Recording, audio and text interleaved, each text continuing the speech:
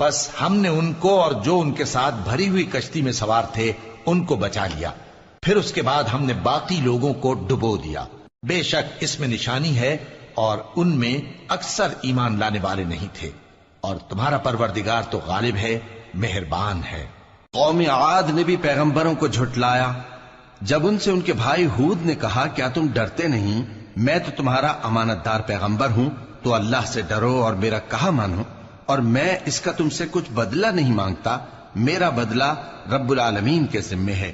بھلا تم ہر اونچی جگہ پر فضول نشان تعمیر کرتے ہو اور محل بناتے ہو کہ شاید تم ہمیشہ رہو گے، اور جب کسی کو پکڑتے ہو تو جابرانہ پکڑتے ہو، تو اللہ سے ڈرو اور میری اطاعت کرو، اور اس سے ڈرو جس نے تم کو ان چیزوں سے مدد دی جن کو تم جانتے ہو۔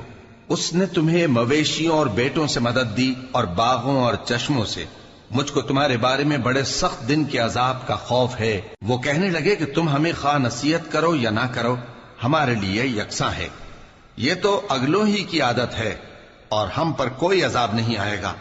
تو انہوں نے ہود کو جھٹلایا، سو ہم نے ان کو ہلاک کر ڈالا۔ بے شک اس میں نشانی ہے اور ان میں اکثر ایمان لانے والے نہیں تھے۔